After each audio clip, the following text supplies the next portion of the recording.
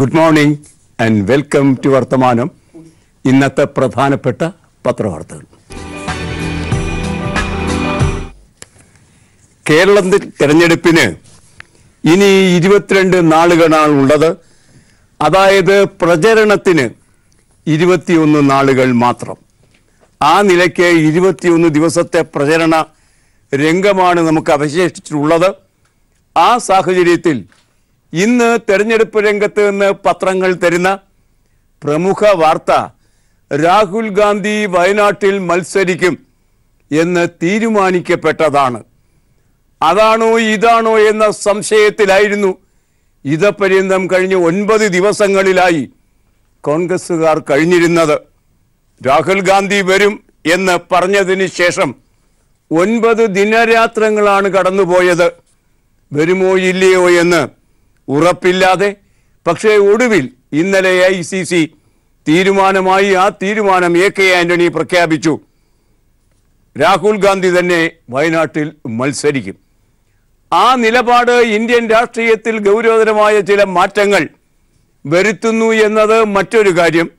പക്ഷേ ഒടുവിൽ കേരളത്തിലെ കോൺഗ്രസിനെ രക്ഷിക്കാൻ രാഹുൽ ഗാന്ധി തന്നെ വരേണ്ടി വന്നു. നമുക്കറിയാം 2014 തെരഞ്ഞെടുപ്പിൽ 44 സീറ്റുകളിലാണ് കോൺഗ്രസ് ഒതുക്കപ്പെട്ടത്. ആ 44 സീറ്റുകളിൽ 12 സീറ്റുകൾ നൽകിയത് കേരളമായിരുന്നു. ആ അവസ്ഥയിൽ കേരളത്തെ വിട്ടൊരു കളി കളിച്ചാൽ ലഭിക്കാവുന്ന ചില്ലറ സീറ്റുകളുടെ എണ്ണം ഇനിയും കുറയും എന്ന കരുതൽ AICCക്കുണ്ട് ഒരു വശത്ത്. മറുവശത്ത് ഇവിടെ സ്ഥാനാർത്ഥി നിർണയം മുതൽ കൃത്യമായി നടപ്പാക്കിയ ഗ്രൂപ്പ് വഴക്കുകളാണ്. ഗ്രൂപ്പിൻ്റെ ആളുകൾക്ക് മാത്രമേ കേരളത്തിൽ മത്സരിക്കാൻ തരപ്പെടുന്ന രീതിയിൽ സ്ഥാനാർത്ഥികളാകാൻ കഴിയൂ എന്ന് PC ചാക്കോ തന്നെ പരസ്യമായി പ്രഖ്യാപിക്കുകയുണ്ടായി. ആ സാഹചര്യത്തിൽ ഗ്രൂപ്പ് വഴക്കുകളിൽ ഗതിമുട്ടി നിൽക്കുന്ന കോൺഗ്രസിൻ്റെ വിജയപ്രതീക്ഷ അന്യമായ സാഹചര്യത്തിലാണ് രാഹുൽ ഗാന്ധി ഇവിടെ പറന്നിറങ്ങി ഒരുപക്ഷെ കോൺഗ്രസിൻ്റെ ഗ്രൂപ്പുകൾക്ക് അതീതമായ ഒരു പ്രതിച്ഛായ നൽകി പാർട്ടിയെ രക്ഷിക്കാം എന്ന അവസ്ഥയിലേക്ക് എത്തിയത്. ഏതായാലും അവിടെ നിന്ന് രാഹുൽ ഗാന്ധിയെ ഇങ്ങോട്ട് ക്ഷണിക്കുന്നതിന് കാരണം ഈ അവസ്ഥ തന്നെയായിരുന്നു എന്ന കാര്യത്തിൽ തർക്കമില്ല. ഒടുവിൽ എല്ലാത്തരം അനിശ്ചിതത്വങ്ങൾക്കും ശേഷം രാഹുൽ ഗാന്ധി വയനാട്ടിൽ വരുന്നു. വാർത്ത എല്ലാ പത്രങ്ങളും വലിയ വാർത്തയായി തന്നിരിക്കുന്നു. രാഹുൽ ഗാന്ധിയുമായി ബന്ധിപ്പിച്ച് വലിയ വാർത്തകൾ ഇന്ന് മൂന്നാം ദിവസമാണ് നമുക്ക് തരുന്നത് പത്രങ്ങളൊക്കെ അത് ലീഡ് വാർത്തയാക്കുകയും ചെയ്തിരിക്കുന്നു. നമുക്ക് ആ വാർത്തയുടെ വിശദാംശങ്ങളിലേക്ക് പോകാം. മലയാള മനോരമ വയനാടിന് രാഗായോഗം എന്ന ശീർഷകത്തിലാണ്. ഇങ്ങനെയും ഒരു പുതിയ യോഗം കണ്ടുപിടിച്ചിരിക്കുന്നു മനോരമ. രാഗായോഗം എന്ന് പറഞ്ഞാൽ രാഹുൽ ഗാന്ധി യോഗം. രാഹുൽ ഗാന്ധിയെ ലഭിക്കാനുള്ള യോഗം നമുക്ക് ലഭിച്ചിരിക്കുന്നു. ആർക്ക് ലഭിച്ചിരിക്കുന്നു? വയനാടിന് എന്നാണ് മനോരമ നിരീക്ഷിക്കുന്നത്. വാർത്ത കാണുക. രാഹുൽ ഗാന്ധി തന്നെ സ്ഥാനാർത്ഥി. ദേശീയ ശ്രദ്ധാകേന്ദ്രമായി വയനാട്. ഒരാഴ്ച നീണ്ട അഭ്യൂഹങ്ങൾക്ക് വിരാമം. ലോക്സഭാ തെരഞ്ഞെടുപ്പിൽ UPയിലെ അമേഠിക്ക് പുറമെ വയനാട്ടിലും മത്സരിക്കാൻ കോൺഗ്രസ് അധ്യക്ഷൻ രാഹുൽ ഗാന്ധിയുടെ തീരുമാനം. ഇന്നലെ പകൽ 11-ന് AICC ആസ്ഥാനത്ത് നടത്തിയ വാർത്താ സമ്മേളനത്തിൽ നേതാക്കളായ KC വേണുഗോപാൽ, അഹമ്മദ് പട്ടേൽ, രൺദീപ് സിംഗ് സുർജേവാല എന്നിവർക്കൊപ്പം പ്രവർത്തക സമിതി അംഗം AK ആന്റണിയാണ് ഇക്കാര്യം പ്രഖ്യാപിച്ചത്. അമേഠിക്ക് പുറമെ മറ്റൊരു മണ്ഡലത്തിൽ രാഹുൽ മത്സരിക്കുന്നത് ഇതാദ്യമാണ്. ഗാന്ധി കുടുംബത്തിൽ നിന്നൊരാൾ കേരളത്തിൽ മത്സരിക്കുന്നതും ഇതാദ്യം.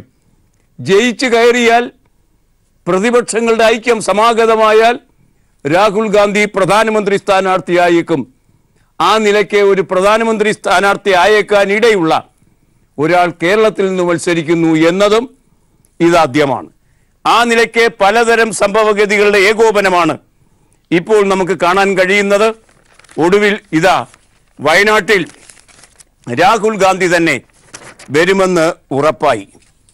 രാഹുൽ ഗാന്ധി വരുമെന്ന് ഉറപ്പായ സാഹചര്യത്തിൽ രാഹുൽ ഗാന്ധി വന്നാൽ സംഭവിക്കുന്ന കാര്യങ്ങൾ എന്ത്? അഥവാ രാഹുൽ ഗാന്ധിയുടെ സ്ഥാനാർത്ഥിത്വം ഇന്ത്യൻ രാഷ്ട്രീയത്തിൽ വരുത്തുന്ന ഭാവപകർച്ചകളെന്ത്? അതേ സംബന്ധിച്ച് വ്യത്യസ്ത അഭിപ്രായങ്ങൾ വ്യത്യസ്ത നേതാക്കൾ പുലർത്തുന്നുണ്ട്. രാഹുൽ ഗാന്ധി വയനാട്ടിലേക്ക് വരികയും ഇടതുപക്ഷത്തോടെ ഇടയുകയും ചെയ്യുമ്പോൾ അത് തരുന്ന സന്ദേശമെന്ത്? കാണുക. എന്ത് സന്ദേശമാണ് നൽകുന്നത്? സീതാറാം യെച്ചൂരി പറയുന്നു, രാഹുൽ ഗാന്ധി വയനാട്ടിൽ വന്ന് LDFനെതിരെ മത്സരിക്കുന്നതിലൂടെ എന്ത് സന്ദേശമാണ് കൈമാറുന്നത്? ഓരോ പാർട്ടിക്കും അവരുടെ സ്ഥാനാർത്ഥികളെ തീരുമാനിക്കാനും മത്സരിപ്പിക്കാനും കഴിയും.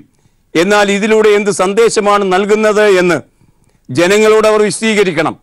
മതേതര ജനാധിപത്യം അതിജീവിക്കുമോ ഇല്ലയോ എന്നുള്ളതാണ് ഈ തെരഞ്ഞെടുപ്പിന്റെ പ്രാധാന്യം മതേതര ജനാധിപത്യത്തിന്റെ അതിജീവനമാണെങ്കിൽ എന്തിനാണ് രാഹുൽ ഗാന്ധി എന്ന കോൺഗ്രസ് നേതാവ് അവിടെ കമ്മ്യൂണിസ്റ്റുകളുമായി സമരത്തിൽ ഏർപ്പെടുന്നത്? യഥാർത്ഥത്തിൽ മതേതര ജനാധിപത്യത്തിനെതിരായി നിൽക്കുന്ന BJPക്കെതിരായല്ലേ അദ്ദേഹം സമരം ചെയ്യേണ്ടത്?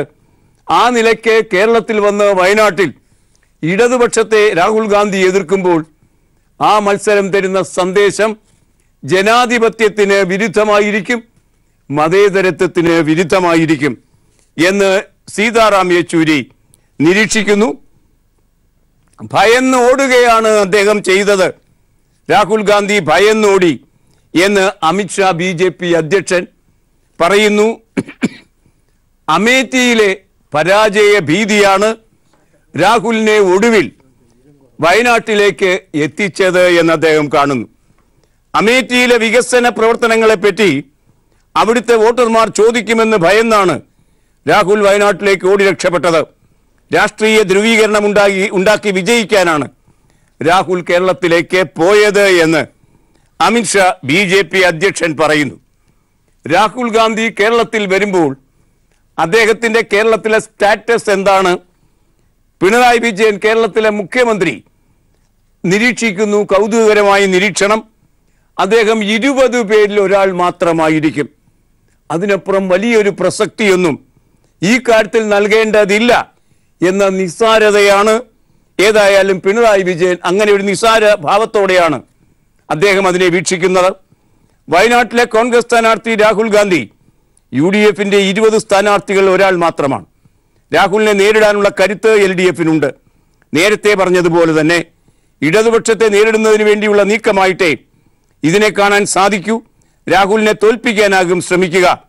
അതിൽ ആത്മവിശ്വാസമുണ്ട് ഇടതുപക്ഷത്തിന് എന്ന ഒരഭിപ്രായം പിണറായി വിജയനും ഈ കാര്യത്തിൽ എടുത്തിരിക്കുന്നു. അങ്ങനെ രാഹുൽ ഗാന്ധിയുടെ തെരഞ്ഞെടുപ്പ് അല്ലെങ്കിൽ അദ്ദേഹത്തിന്റെ സ്ഥാനാർത്ഥിത്വം വിവിധങ്ങളായ അഭിപ്രായങ്ങളാണ് ഉയർത്തിയിരിക്കുന്നത്. രാഹുൽ ഗാന്ധി വയനാട്ടിൽ ലാൻഡ് ചെയ്തു. അതോടെ കേരളത്തിലെ കോൺഗ്രസിന്റെ, അതായത് ഗ്രൂപ്പ് വഴക്കുകളിലൂടെ സ്ഥാനാർത്ഥി നിർണയം നടത്തിയ കോൺഗ്രസ് ഉണ്ടല്ലോ, ആ കോൺഗ്രസിന്റെ അവസ്ഥ ഇപ്പോഴെന്താണ്? കോൺഗ്രസ് പ്രതിപക്ഷങ്ങളെ ഏകോപിപ്പിക്കുന്ന ഒരു റാലിയിങ് പോയിന്റ്, ഏകോപന ബിന്ദു അതായിരുന്നു എങ്കിൽ എന്തു മാറ്റമാണ് രാഹുൽ ഗാന്ധി വയനാട്ടിലേക്ക് വരുമ്പോൾ സംഭവിക്കുന്നത്? സിറാജ് എന്ന പത്രത്തിന്റെ ഉൾപേജ് വാർത്ത തരുന്നത് കാണുക. കോൺഗ്രസ് BJP ഇതര സഖ്യമാണ് ഇനി സജീവമാകാൻ പോകുന്നത്. മുമ്പ് BJP വിരുദ്ധ സഖ്യമായിരുന്നു എങ്കിൽ കോൺഗ്രസിനെ കൂടി BJPയുടെ പക്ഷത്ത് ചേർത്ത് കോൺഗ്രസ് BJP ഇതര സഖ്യം, ആ നിലയ്ക്കുള്ള വീക്ഷണങ്ങൾ രൂപപ്പെടുന്നു ഇന്ത്യൻ രാഷ്ട്രീയത്തിൽ. മതേതര ബദലിന് നീക്കമൂർജിതം എന്ന ശീർഷകത്തിലാണ് ആ വാർത്ത നമുക്ക് ലഭിക്കുന്നത്. ദില്ലിയിൽ നിന്നുള്ള വാർത്ത ഇപ്രകാരം പറയുന്നു: വയനാട്ടിൽ രാഹുൽ ഗാന്ധിയെ സ്ഥാനാർത്ഥിയായി പ്രഖ്യാപിച്ചതുൾപ്പെടെ കോൺഗ്രസ് ഇടതു പാർട്ടികൾക്ക് നൽകിയ ഷോക്കിന് ദേശീയ തലത്തിൽ മതേതര പാർട്ടികൾ ചേർന്ന് കോൺഗ്രസിനെതിരെ പുതിയ നീക്കം ആരംഭിച്ചു. മായാവതിയെ മുന്നിൽ നിർത്തി ദേശീയ തലത്തിൽ പുതിയ മതേതര സഖ്യം രൂപീകരിക്കാനുള്ള നീക്കങ്ങളാണ് അണിയറയിൽ നടക്കുന്നത്. BJP കോൺഗ്രസ് ഇതര വിശാല സഖ്യം എന്ന ആശയത്തിൽ ഊന്നിയാണ് പുതിയ നീക്കങ്ങൾ നടക്കുന്നത്. CPM general secretary Sitaram Yechury ഇന്നലെ ഇതിലേക്ക് നീങ്ങുന്നതിന്റെ സൂചന നൽകി.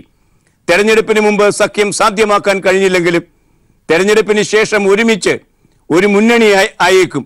കോൺഗ്രസിനെ ഈ ചർച്ചകളിൽ നിന്ന് മാറ്റി നിർത്തും. തെരഞ്ഞെടുപ്പിൽ സംസ്ഥാന തലങ്ങളിൽ ഏറ്റവും സ്വാധീനമുള്ള പാർട്ടികൾക്ക് അനുകൂലമായ രീതിയിൽ അതത് സംസ്ഥാനങ്ങളിൽ ധാരണയിലെത്തുകയും ചെയ്യും. ഇടതു പാർട്ടികൾ BSP, SP, Trinamool Congress, TRS, AAP കക്ഷികളാണ് നീക്കത്തിന് പിന്നിലുള്ളത്. കോൺഗ്രസ്, BJP ഇതര സഖ്യം അധികാരം പിടിക്കുക എന്നതാണ് ലക്ഷ്യം. ക്ലച്ച് പിടിക്കുന്നു എന്ന് കണ്ടപ്പോൾ രാഹുൽ ഗാന്ധിയുടെയും കൂട്ടരുടെയും സമീപനത്തിൽ മാറ്റങ്ങൾ വരുന്നു. നോക്കൂ, ആം ആദ്മി പാർട്ടി ദില്ലിയിൽ ആം ആദ്മി പാർട്ടിയുമായി ചേരാതെ കോൺഗ്രസിന് അവിടെ കച്ച തൊടാൻ കഴിയില്ല. അതാണ് യാഥാർത്ഥ്യം. പക്ഷേ ഇപ്പോൾ മാറി വന്ന സാഹചര്യം, കാറ്റ് മാറി വീശുന്നുവെന്ന് തോന്നിയപ്പോൾ ഷീലാ ദീക്ഷിത് ഒരു നിലപാടെടുത്തു. ആം ആദ്മി പാർട്ടിയുമായി യോജിപ്പില്ല, ഐക്യം ആവശ്യമില്ല. ആം ആദ്മി പാർട്ടി ഒരു ഒരു വീക്ഷണം മുന്നോട്ട് വെച്ചു.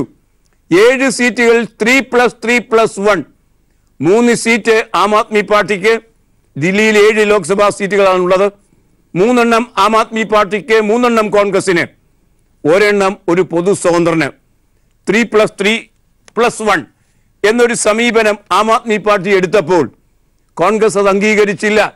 ഒറ്റയ്ക്ക് മത്സരിക്കാൻ കോൺഗ്രസ് തീരുമാനിക്കുകയും അക്കാര്യത്തിൽ ദുശാഠ്യം പിടിക്കുകയും ചെയ്തു ഷീലാ ദീക്ഷിത്. അങ്ങനെയാണ് അവിടെ സഖ്യം പൊളിഞ്ഞത്. ആ നിലയ്ക്ക് കോൺഗ്രസ് ഒറ്റയ്ക്ക് മുന്നോട്ട് പോവുകയാണെങ്കിൽ കോൺഗ്രസിനെ കൂടുതൽ ഒറ്റപ്പെടുത്താൻ തന്നെയാണ് മറ്റ് മതേതര പാർട്ടികളുടെ തീരുമാനം.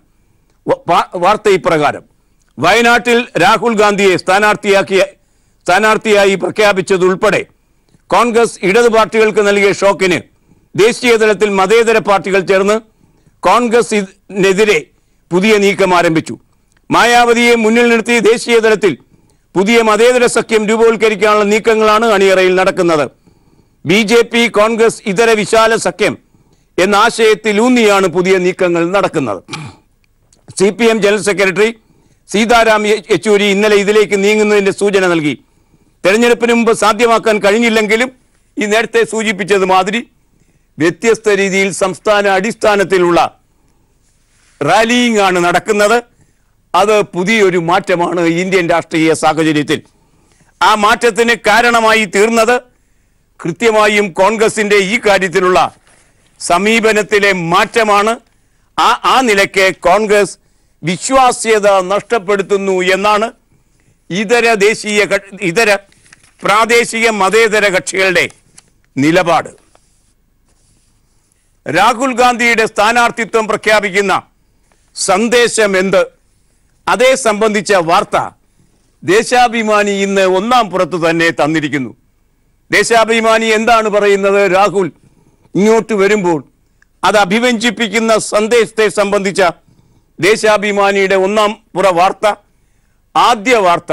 ആ വാർത്തയുടെ വിശദാംശങ്ങളിലേക്ക് പോകാം ഒരു ചെറിയ പരസ്യ ഇടവേളയ്ക്ക് ശേഷം. കോൺഗ്രസിന്റെ നിലപാട് വർഗീയ വിരുദ്ധ കൂട്ടായ്മ തകർക്കുന്ന നിലപാടാണ് എന്ന് ദേശാഭിമാനി നിരീക്ഷിക്കുന്നു. വർഗീയ വിരുദ്ധ കൂട്ടായ്മ കോൺഗ്രസ് തകർക്കുന്നു എന്നാണ് LDF എടുത്തിരിക്കുന്ന നിലപാട്. രാഹുൽ ഗാന്ധിയുടെ വയനാട്ടിലെ സ്ഥാനാർത്ഥിത്വം കോൺഗ്രസിന്റെ രാഷ്ട്രീയ പക്വതയില്ലായ്മയുടെ തെളിവാണ് എന്ന് LDF കൺവീനർ A. വിജയരാഘവൻ പ്രസ്താവനയിൽ പറഞ്ഞു. BJPക്കും സംഘപരിവാറിനുമെതിരെ രാജ്യത്താകെ ഉയർന്നു വരുന്ന കൂട്ടായ്മ പൊളിക്കാനാണ് കോൺഗ്രസ് ഇതുവഴി ശ്രമിക്കുന്നത്. ദേശീയ തലത്തിൽ ശക്തിപ്പെടുന്ന ജനവികാരത്തിന് തുരങ്കം വയ്ക്കുന്ന തീരുമാനമാണിത്. ഇടതുപക്ഷം പരാജയപ്പെടുത്തേണ്ട ശക്തിയാണ് എന്ന സന്ദേശമാണ് രാഹുലും കോൺഗ്രസും ഇതുവഴി പുറത്തേക്ക് വിട്ടിരിക്കുന്നത് എന്ന് ഈ വാർത്തയിൽ ദേശാഭിമാനി നമ്മോട് പറയുന്നു. എല്ലാവരും മത്സരിക്കുന്ന നേതാക്കളെല്ലാം അവരുടെ ആസ്തി ബാധ്യതകളുടെ കണക്ക് പ്രകടന പത്രികയ്ക്കൊപ്പം കൊടുക്കും, അല്ലെങ്കിൽ അവരുടെ നാമനിർദ്ദേശ പത്രിക സമർപ്പണത്തിനൊപ്പം നൽകാറുണ്ട്.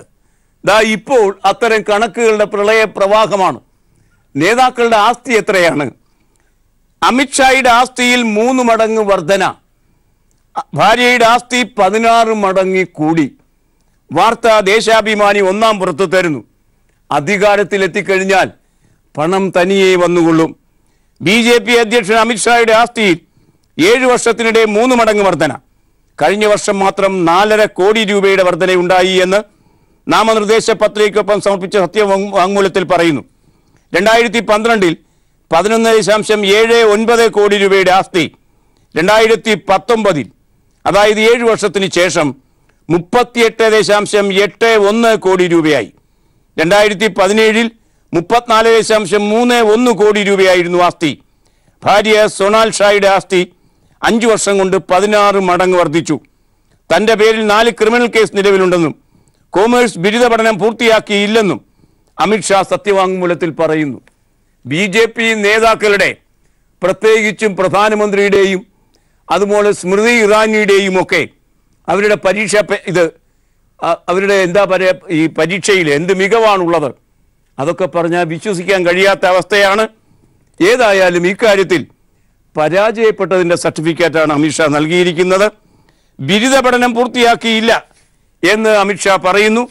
ആ അർത്ഥത്തിൽ അതൊരു സത്യസന്ധമായ പ്രസ്താവനയായിരിക്കാം. വയനാട്ടിലേക്ക് രാഹുൽ ഗാന്ധി വരുമ്പോൾ അമേഠിയും വയനാടും 2 മണ്ഡലങ്ങളാകുന്നു. ആ 2 മണ്ഡലങ്ങളുടെ കാര്യം പറയുമ്പം എന്തുകൊണ്ടാണ് അദ്ദേഹം വരുന്നത്? അമിത്ഷാ പറയുന്നു പരാജയ ഭീഷണിയാണ് എന്ന്. അതേ സംബന്ധിച്ച് വാർത്ത ഇന്ന് സിറാജ് എന്ന പത്രം ഉൾപേജിൽ തരുന്നു.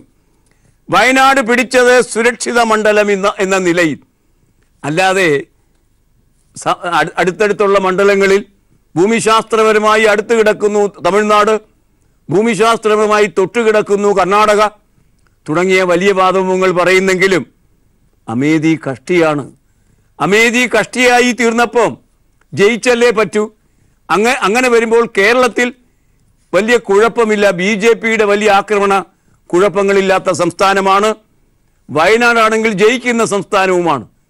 സത്യത്തിൽ കേവലം ഒരു ജയം പ്രതീക്ഷിച്ചു മാത്രമാണ് രാഹുൽ ഗാന്ധി ഇങ്ങോട്ട് വരുന്നത് എന്ന് പറയുമ്പം ഇല്ലത്ത് ജീവിതം കഷ്ടിയാണ് എന്ന് നമ്പൂതിരി പറയുന്ന മാതിരിയുള്ള അവസ്ഥയാണ്. കഷ്ടിയാണ് മൊത്തത്തിൽ കാര്യങ്ങൾ. യു പിയിൽ പറയുന്ന മാതിരി വലിയ മുന്നേറ്റം കോൺഗ്രസ് ഉണ്ടാക്കിയിട്ടില്ല. കാണുക വാർത്ത സിറാജ് തരുന്നത്. അമേഠിയിലെ കണക്കുകൾ അത്ര സുഖകരമല്ല. 2 തവണ ഒഴികെ കോൺഗ്രസിനൊപ്പം നിന്ന അമേഠിക്ക് പുറമേ രാഹുൽ ഗാന്ധി പുതിയ മേറ്റിൽപ്പുറം തേടി വയനാട്ടിലെത്തിയതിന് പിന്നിൽ ദക്ഷിണേന്ത്യയിലെ സാന്നിധ്യം എന്ന വിശദീകരണത്തിനപ്പുറം അമേഠി ലോക്സഭാ മണ്ഡലത്തിലെ നിലവിലെ സാഹചര്യം രാഹുലിനെയും കോൺഗ്രസിനെയും ഭയപ്പെടുത്തുന്നു എന്നതാണ് യാഥാർത്ഥ്യം. എന്താണ് ആ ഭയത്തിന് കാരണം? അമേഠി ലോക്സഭാ മണ്ഡലം നൽകുന്ന കണക്കുകൾ അത്ര സുരക്ഷിതമല്ല. അമേഠിയിൽ ഉൾപ്പെടുന്ന തിലോയ്, സലോൺ, ജഗദീഷ്പൂർ, അമേഠി, ഗൗരികഞ്ച് എന്നീ നിയമസഭാ മണ്ഡലങ്ങളിൽ ഒന്നിൽ പോലും കോൺഗ്രസ് ഇല്ലെന്നത് കൗതുകകരമാണ്. ഗൗരികഞ്ചിൽ ഒഴികെ 4 BJPയാണ് നിലവിൽ പ്രതിനിധീകരിക്കുന്നത്. സീരിയൽ നടിയെന്ന പരിവേഷത്തിലെത്തി മോദി ഷാ കൂട്ടുകെട്ടിന്റെ പിന്തുണയോടെ രാഹുലിനെതിരെ മത്സരിച്ച സ്മൃതി ഇറാനി വെറും 37,750 വോട്ടുമായി 2009 3-ാം സ്ഥാനത്തെത്തിയിരുന്ന BJPയെ 3,07,048 വോട്ടോടെ 2-ാം സ്ഥാനത്തെത്തിച്ചു കഴിഞ്ഞ തവണ. എന്നാൽ അന്നത്തെ സീരിയൽ നടിയിൽ നിന്ന് മോദിയുടെ വാത്സല്യമേറ്റ് കേന്ദ്രമന്ത്രിയായി വളർന്ന് സ്മൃതി ഇറാനിയാണ് ഇത്തവണ രാഹുലിനെ നേരിടുന്നത് എന്നത് ആശങ്കയുടെ ആഴം വർദ്ധിപ്പിക്കുന്നതാണ്. കഴിഞ്ഞ തവണ 97,000 വോട്ട് BSP പിടിച്ചുവോടെ. അങ്ങനെയാണെങ്കിൽ അത് 1 ലക്ഷം എന്ന് കൂട്ടിയാൽ 1 ലക്ഷത്തിൻ്റെ ലീഡ് ഇപ്പോൾ തന്നെ രാഹുൽ ഗാന്ധിക്കുണ്ട്. അങ്ങനെ വരുമ്പോൾ 2 ലക്ഷത്തിൻ്റെ ലീഡ് കിട്ടാനുള്ള സാധ്യതയുണ്ട്. പക്ഷേ BSP കനിയണം. BSP കൃത്യമായി പിന്തുണച്ചില്ലെങ്കിൽ അത് 1 ലക്ഷമായിരിക്കും. 30,000-ൽ നിന്ന് നോക്കൂ 3 ലക്ഷത്തിലേക്ക് വളർന്നു സ്മൃതി ഇറാനി. ആ സാഹചര്യത്തിൽ ഇപ്പോൾ എത്തി നിൽക്കുന്ന സ്മൃതി ഇറാനിയുടെ വലിപ്പം കണ്ട് ആ 1 ലക്ഷമൊന്നും അത്ര ശാശ്വതമല്ല, അത്ര സുരക്ഷിതമല്ല എന്ന ചിന്ത രാഹുലിനുണ്ടായി. ചുരുക്കത്തിൽ വിശപ്പ് തന്നെയാണ് പ്രശ്നം. തെരഞ്ഞെടുപ്പിൽ ജയിക്കാതിരിക്കുന്നതിൻ്റെ ആശങ്ക എന്ന വിശപ്പ്, അല്ലാതെ വലുതായിട്ടങ്ങ് ഉണ്ടാക്കി കളയാം കേരളത്തിൽ എന്ന ചിന്തയൊന്നുമല്ല. ഉണ്ണിക്കറിയാം ഊരിലെ പഞ്ഞം എന്നതാണ് അവസ്ഥ. ഇനി അദ്ദേഹം അമേഠിയിൽ നിന്ന് വയനാട്ടിലേക്ക് വരുന്നു. അങ്ങനെ വരുമ്പം ഏത് തരം പ്രദേശത്ത് നിന്നാണ് രാഹുൽ ഗാന്ധി വരുന്നത്? അമേഠി എന്ന സ്ഥലം കണക്കുകൾ വെച്ചാണെങ്കിൽ 20% ജനങ്ങളും ദാരിദ്ര്യരേഖയ്ക്ക് താഴെ ജീവിക്കുന്ന സ്ഥലമാണ്. അമേഠിയിലെ വിദ്യാഭ്യാസ സ്ഥാപനങ്ങൾ നോക്കിയാൽ അമേഠിയിൽ ഒരു മെഡിക്കൽ കോളേജോ എഞ്ചിനീയറിംഗ് കോളേജോ ഇല്ല. വിദ്യാഭ്യാസ രംഗം നന്നേ പിന്നാമ്പുറത്താണ് നിൽക്കുന്നത്. അവിടെ ആളോഹരി വരുമാനം അമേഠിയിൽ 10,253 രൂപ മാത്രം. ഇനി വയനാട്ടിലേക്ക് വരാം. നോക്കൂ, നരകത്തിൽ നിന്ന് സ്വർഗത്തിലേക്കാണ് നമ്മുടെ കോൺഗ്രസ് താരം വന്നിറങ്ങുന്നത്. വയനാട്ടിൽ നോക്കുമ്പോൾ അവിടെ മെഡിക്കൽ എഞ്ചിനീയറിംഗ് കോളേജുകളുണ്ട് എന്ന് മാത്രമല്ല, കാർഷിക ഗവേഷണ സ്ഥാപനങ്ങൾ തലയുയർന്നു നിൽക്കുന്നു. ആ നിലയ്ക്ക് വിദ്യാഭ്യാസ നിരക്ക് വളരെ മുന്നിലാണ്. ഭാഗ്യവാനാണ് രാഹുൽ ഗാന്ധി. ആളോഹരി വരുമാനം അവിടെ 1 ലക്ഷത്തിലധികമാണ്. ചുരുക്കത്തിൽ വളരെ പിന്നോക്കം നിൽക്കുന്ന പ്രാകൃത മണ്ഡലത്തിൽ നിന്ന് പരാജയഭീതിയോടെ ഈ ചെറുപ്പക്കാരൻ വന്നിറങ്ങിയത് വയനാട് എന്ന സമൃദ്ധമായ, സന്തുഷ്ടമായ, അതുപോലെ തന്നെ സൗകര്യപ്രദമായ ഒരു മണ്ഡലത്തിലേക്കാണ്. സത്യത്തിൽ നമ്മളാണ് വഞ്ചിക്കപ്പെട്ടത്. രാഹുൽ ഗാന്ധി ഒരു അഭയാർത്ഥി മാത്രമാണ് കേരളത്തെ സംബന്ധിച്ചിടത്തോളം. പ്രതിവർഷം 70,000 രൂപ അതായിരുന്നു രാഹുൽ ഗാന്ധി പ്രഖ്യാപിച്ച ന്യായ പദ്ധതി. ആ പദ്ധതിയുടെ ഉപദേശകരിൽ ഒരാൾ ഫ്രഞ്ച് സാമ്പത്തിക ശാസ്ത്രജ്ഞനാണ് എന്ന വാർത്ത ഇന്ന് മാതൃഭൂമി ഉൾപേജിൽ തരുന്നു. ജി ബിജു ആണ് ആ വാർത്ത എത്തിക്കുന്നത്. ലോക്സഭാ തെരഞ്ഞെടുപ്പിലെ പ്രധാന വാഗ്ദാനമായി കോൺഗ്രസ് പ്രഖ്യാപിച്ച ന്യായ പദ്ധതി തയ്യാറാക്കാൻ സഹായിച്ചത് പ്രമുഖ ഫ്രഞ്ച് സാമ്പത്തിക ശാസ്ത്രജ്ഞൻ എന്ന റിപ്പോർട്ട് തോമസ് പിക്കറ്റിയാണ് അദ്ദേഹം. അതിന്റെ വിശദാംശങ്ങളും ഈ വാർത്തയിൽ നമുക്ക് ഇന്ന് വായിക്കാം. രാഹുൽ പ്രചരണത്തിന്റെ കേന്ദ്രമായി മാറും. കേരള കൗമുദിയുടെ നിരീക്ഷണമാണ്. പ്രചാരണത്തിന്റെ ഗതി ഇനി രാഹുലിൽ നിന്ന് മറ്റു തന്ത്രങ്ങൾ ശക്തമാക്കി ഇടതു മുന്നണി. CP ശ്രീകൃഷ്ണൻ ആ വാർത്ത തരുന്നു. UDF കേന്ദ്രങ്ങളിൽ ആവേശ തിരയിളക്കി കോൺഗ്രസ് രാഹുൽ ഗാന്ധിയെ വയനാട്ടിൽ സ്ഥാനാർത്ഥിയായി പ്രഖ്യാപിച്ചതോടെ സംസ്ഥാനത്തെ തെരഞ്ഞെടുപ്പ് രംഗം ദേശീയ ശ്രദ്ധാ കേന്ദ്രമാകുന്നു എന്ന് ഈ വാർത്ത നമ്മോട് പറയുന്നു. BJPക്കും കോൺഗ്രസിനും ഇടയിൽ ആയാറാം ഗയാറാം എന്ന ഒരു വീക്ഷണം, എന്ന രീതി ശക്തമായി നിൽക്കുന്നു എന്ന് കാണിക്കുന്ന ഒരു വാർത്ത ഇന്ന് മലയാള മനോരമ തരുന്നു. അങ്ങോട്ടും ഇങ്ങോട്ടും യഥേഷ്ടം ചാഞ്ചാടി കളിക്കാവുന്ന ചാഞ്ചാട്ട നിലങ്ങൾ തന്നെയാണ് BJPയും അതേമാതിരി കോൺഗ്രസും എന്നത് കാണിക്കുന്നു. കാണുക, സീറ്റില്ല BJP മുൻ MLA കോൺഗ്രസും വിട്ടു. BJPയിൽ നിന്ന് കോൺഗ്രസിലെത്തി, ഇപ്പോൾ കോൺഗ്രസും വിട്ടു. കഴിഞ്ഞ വർഷം കോൺഗ്രസിൽ ചേർന്ന മുൻ BJP MLA Shyamji Chauhan party വിട്ടു. ഗുജറാത്തിലെ സുരേന്ദ്രനഗർ ലോക്സഭാ മണ്ഡലത്തിൽ സീറ്റ് കിട്ടില്ലെന്ന് ഉറപ്പായപ്പോഴാണ് രാജി. ചിലപ്പോൾ അദ്ദേഹം ഇനി BJPയിൽ ചേർന്നാൽ അത്ഭുതത്തിന് അവകാശമില്ല. തൊഴിലുറപ്പ് പദ്ധതി കേരളത്തിൽ 5 മാസമായി ശമ്പളം നൽകിയിട്ട് കേന്ദ്ര സർക്കാരിൽ നിന്ന് പണം ലഭിച്ചില്ല. തൊഴിലുറപ്പ് തൊഴിലാളികൾക്ക് വേതനമില്ല. ആ വാർത്ത ഇങ്ങനെയാണ് പത്രം തരുന്നത്. കേന്ദ്ര സർക്കാരിൽ നിന്ന് പണം ലഭിക്കാത്തതിനെ തുടർന്ന് സംസ്ഥാന തൊഴിലുറപ്പ് തൊഴിലാളികൾക്ക് വേതനമില്ല. കഴിഞ്ഞ 5 മാസത്തിലേറെയായിട്ടുള്ള കുടിശ്ശികയാണ് തൊഴിലാളികൾക്ക് വേതനമില്ലാതാക്കിയത്. 1200 കോടി രൂപയാണ് കേന്ദ്രത്തിൽ നിന്ന് ലഭിക്കേണ്ടത്. അത് ഇനിയിപ്പോൾ ലഭിക്കുമെന്ന് കരുതുന്നതിൽ വലിയ പ്രതീക്ഷയ്ക്ക് അർത്ഥമില്ല എന്ന് നമുക്ക് ചിന്തിക്കാവുന്നതും ആണ്. ഇനി ഇന്നത്തെ മുഖപ്രസംഗങ്ങൾ.